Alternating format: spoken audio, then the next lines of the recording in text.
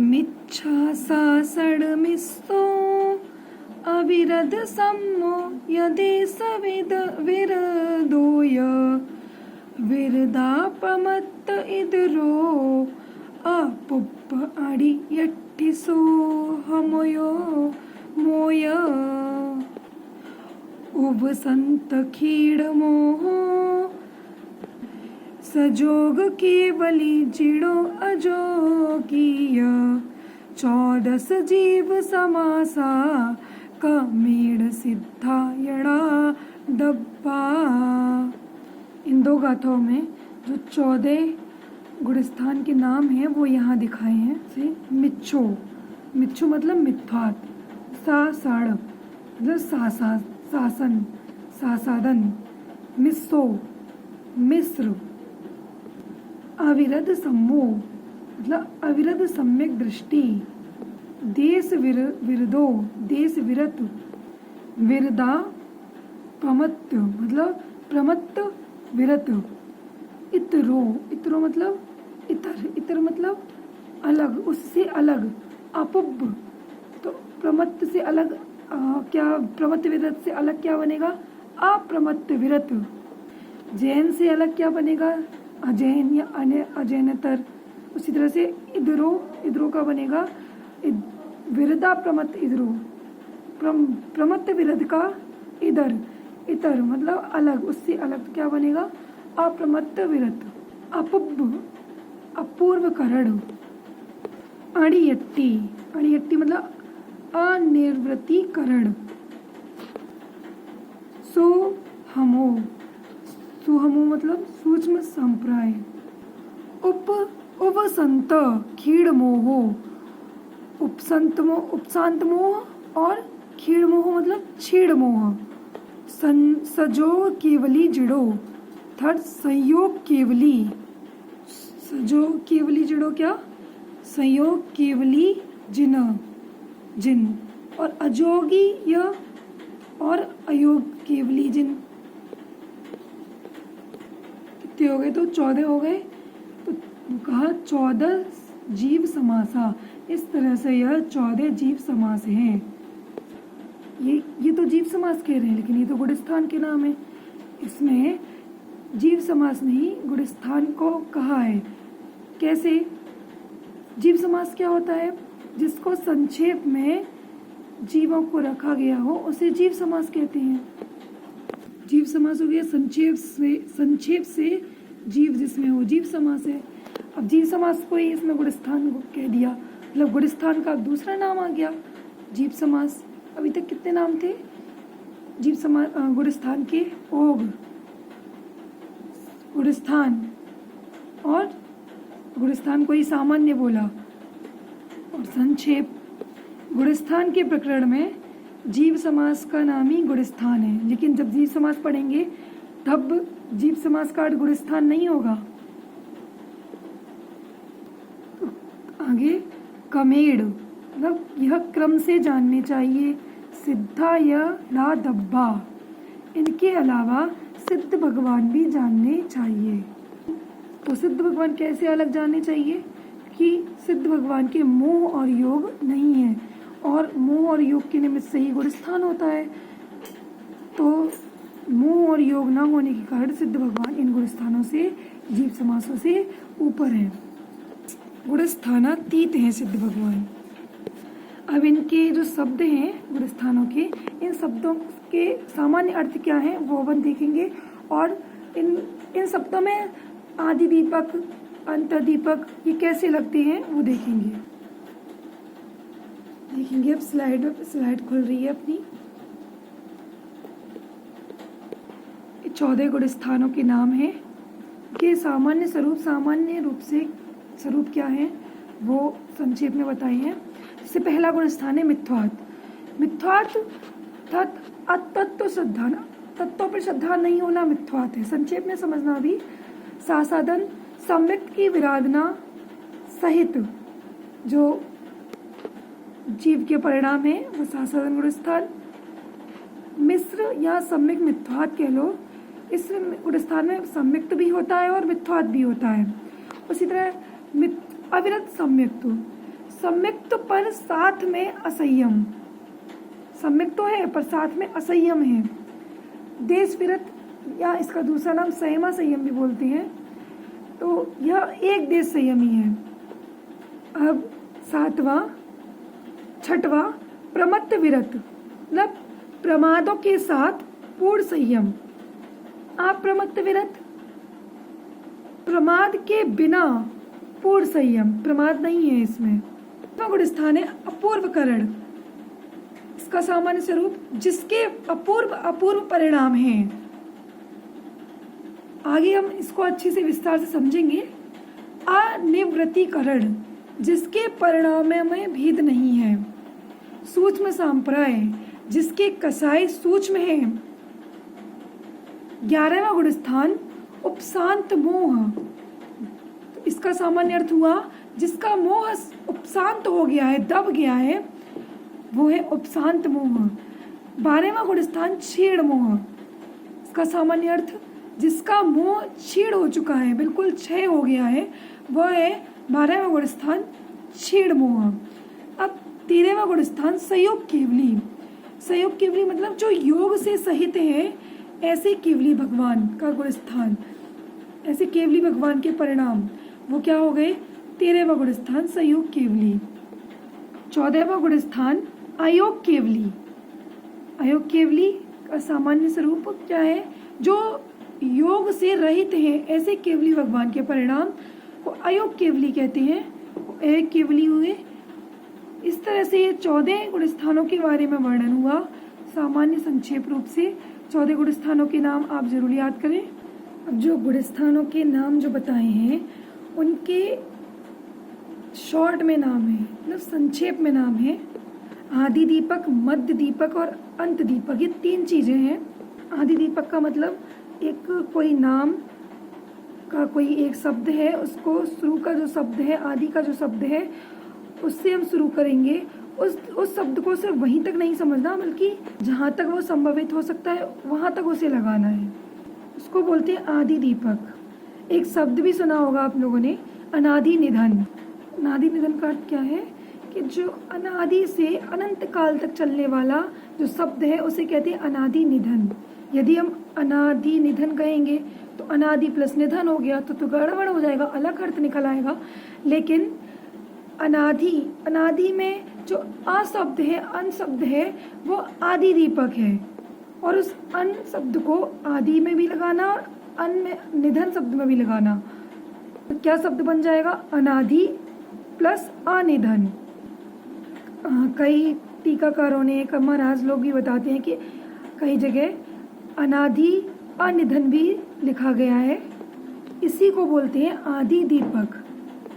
से एक उदाहरण और बताएं। से नमोकार मंत्र, अपन सभी लोग नमोकार मंत्र पढ़ते हैं।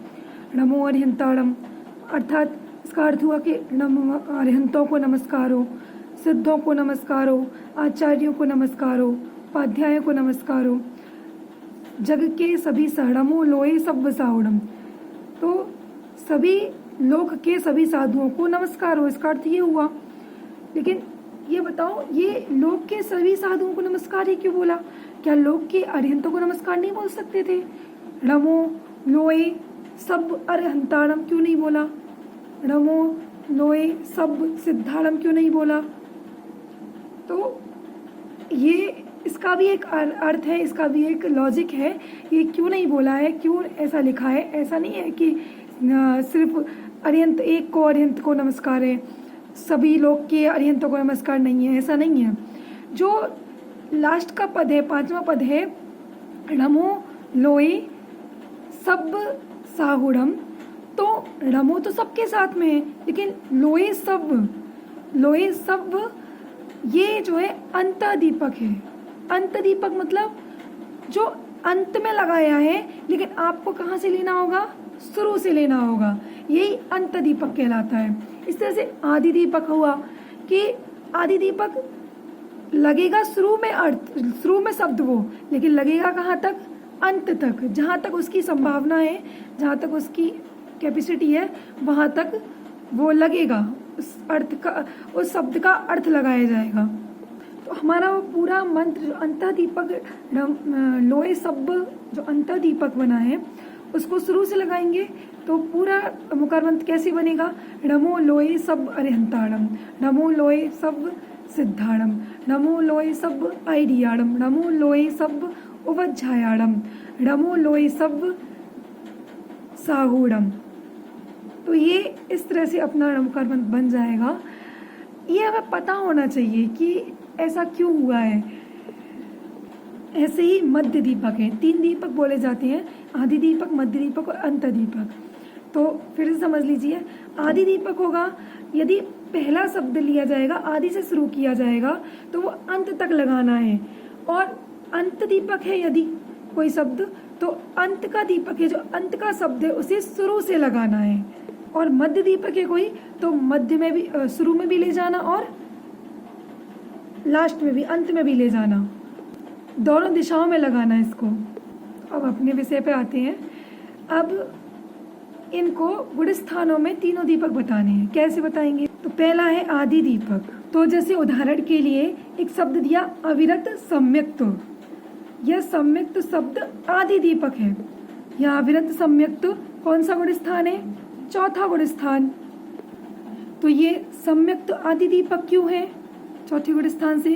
क्योंकि अविरत सम्यक्त से लेकर के आगे के जो गुण स्थान हैं वे सभी सम्यक्त रूप ही होते हैं। ऐसा नहीं है कि 5वां गुण स्थान है देश संयम, उसमें सम्यक्त नहीं होगा, उसमें सम्यक्त तो है। 6वें गुण स्थान में भी सम्यक्त है, 7वें में भी सम्यक्त है, 8वें में भी सम्यक्त है, 9वें में भी सम्यक्त है, 10वें में भी सम्यक्त है, 11वें में भी सम्यक्त है, 12वें में भी सम्यक्त है, 13वें में भी सम्यक्त है और 14वें में भी सम्यक्त है। और सिद्ध परमेष्टि सिद्ध शिला में जो विराजमान हो गए उनमें भी सम्यक्त है। तो आदि दीपक अपना क्या बना? सम्यक्त। 6ठे गुण स्थान में प्रमत्त विरत, 6वां गुण स्थान कौन सा है? प्रमत्त विरत। तो 6वें गुण स्थान में विरत जो शब्द है वह आदि दीपक है। विरत यानी जो 5 इंद्रियों के विषयों से एवं 5 पाप हैं उनसे जो विरक्त हैं, त्याग कर दिए हैं, उनको बोलते हैं विरत। ये जो विरत शब्द है कहाँ से कहाँ तक होगा? 6वें गुण स्थान से, मतलब प्रमत्त विरत गुण स्थान से लेकर अयोग केवली गुण स्थान तक, 14वें गुण स्थान तक यह विरत शब्द लगाया जाएगा। क्यों? 6वें गुण स्थान प्रमत्त विरत में भी विरत मतलब 5 पापों का त्याग कर दिया है और 5 विषयों के भोगों से का त्याग कर दिया है। 6वें गुण स्थान में भी, 7वें में भी किया है, 8वें में किया। ऐसा तो नहीं है कि 6वें गुण स्थान वाले ने त्याग किया है सिर्फ 5 विषयों के भोगों का और 5 पापों का, 7वें गुण स्थान वाला भोग करता है 5 विषयों का। ऐसा तो हो नहीं सकता। अप्रमत्त विरत है वो भी 8वें गुण स्थान में, अपूर्वकरण है, तो वो तो और ही ज्यादा श्रेष्ठ हो गया, श्रेणी चढ़ गया। तो आगे समझेंगे कैसे 8वां गुण स्थान क्या होता है। तो ये आदि दीपक, विरत शब्द को भी आदि दीपक लगाएंगे 6ठे गुण स्थान से लेकर के 14वें गुण स्थान तक। अब 7वां गुण स्थान है अप्रमत्त विरत। तो इस 7वें गुण स्थान में जो प्रमत्त शब्द है वह आदि दीपक है। कैसे? क्योंकि प्रमत्त, अप्रमत्त जो 7वें गुण स्थान में जो अप्रमत्त है वह आदि दीपक है, मतलब प्रमाद रहित होना। तो 7वें गुण स्थान से लेके 14वें गुण स्थान तक सभी जीव प्रमाद रहित होते हैं। इसलिए 7वें गुण स्थान का जो अप्रमत्त विरत नाम का जो 7वां गुण स्थान है उसमें जो अप्रमत्त शब्द है वह आदि दीपक है। अब 14वां गुण स्थान है अयोग केवली। तो 14वें गुण स्थान में जो अयोग शब्द है वह आदि दीपक है। तो ये अब ये कहाँ से कहाँ तक जाएगा? गुण स्थान में तो लग गया, लेकिन अब सिद्ध अवस्था तक, 14वें गुण स्थान से लेके सिद्ध अवस्था तक, क्योंकि अरिहंत परमेष्टि 14वें गुण स्थान में जो अयोग केवली है वे भी योग रहित है और अयोग है, अयोग से मतलब योग से रहित है, और जो सिद्ध परमेष्टि है वो भी योग से रहित है। तो 14वें गुण स्थान में अयोग शब्द आदि दीपक होगा। अब अगला आ गया मध्य दीपक, अर्थात इसमें आगे व पीछे दोनों तरफ से गुण स्थानों में यह भाव पाया जाता है। जैसे उदाहरण के लिए देखेंगे हम 13वां गुणस्थान है, 13वां गुणस्थान सहयोग केवली जिन। जो 13वां जो जिन शब्द है वह मध्य दीपक माना गया। कैसे? मध्य दीपक है 13वें गुणस्थान में जिन शब्द, तो वह 14 से चौथे गुणस्थान से 14वें गुणस्थान तक सभी को जिन संज्ञा में लिया जाएगा। सभी जिन हैं। इन्हें दीपक क्यों कहा है? जैसे मान लो कोई दीपक होता है, उस दीपक को यदि बीचों बीच में रख दो, कमरे में, किसी कमरे में बीच में रख दो, तो चारों तरफ रोशनी होती है, इधर भी आगे भी रोशनी होती है, पीछे भी रोशनी होती है। उसी प्रकार ये मध्य दीपक है, इसीलिए इनको दीपकों का नाम दिया गया कि यह दीपक की भांति यदि बीच में रखेंगे तो मध्य दीपक बन जाएगा। आदि में शुरू में रखेंगे तो शुरू से लेके जहाँ एक शुरू में रखा गया है तो वहां से लेके पूरा जहां तक रोशनी उसकी जा सकती है वहां तक वो जाएगा, इसलिए आदि दीपक रखा गया नाम। तो ये जो जिन शब्द है 13वें गुणस्थान में जो आया है सहयोग केवली जिन, तो वह जिन शब्द मध्य दीपक माना है, जो चौथे गुणस्थान से 14वें गुणस्थान तक रहेगा। जिन का अर्थ क्या है? जो जीतने वाले हैं, जो कर्मों को जीतते हैं, वे जिन कहलाते हैं। आचार्य महाराज ने चौथे गुणस्थान से जिन संज्ञा कैसे दे दी? चौथे गुणस्थान वाला तो असंयमी है, सिर्फ सम्यक दृष्टि तो है, और 5वें गुणस्थान वाले को कैसे कह दो? थोड़े से ही तो व्रत लिए हैं उसने, वो जिन, उसको जिन कैसे कह देंगे? 6वें गुणस्थान वाले जो मुनि है उनको एक बार को कह सकते हैं जिन। तो कहते हैं कि जिसने चारित्र मोहनी संबंधी थोड़े से भी कर्मों का उपशम 6 या 6 उपशम किया है और सम्यक्त है उसके पास, तो वह जिन कहलाता है। इसलिए यहाँ चौथे से जिन शब्द को लिया गया। अब है अन्यत्र दीपक अर्थात यहाँ से लेकर, मतलब यहाँ पीछे से लेकर पहले के सभी गुणस्थानों में यह भाव पाया जाता है, परंतु इससे आगे नहीं पाया जाता। जैसे उदाहरण दे रखा है, चौथे में अविरत शब्द अंत दीपक है, अंत का दीपक है अविरत शब्द चौथे गुणस्थान में। तो वह अविरत शब्द जो है अंत दीपक है, तो किन किन गुणस्थान में लगाया जाएगा? तीसरे में, दूसरे में और पहले में, क्योंकि तीसरे गुणस्थान वाला भी अविरत है, दूसरे गुणस्थान वाला भी अविरत है और पहले गुणस्थान वाला भी अविरत है, इसलिए 4 तक के सभी जीव अविरत हैं।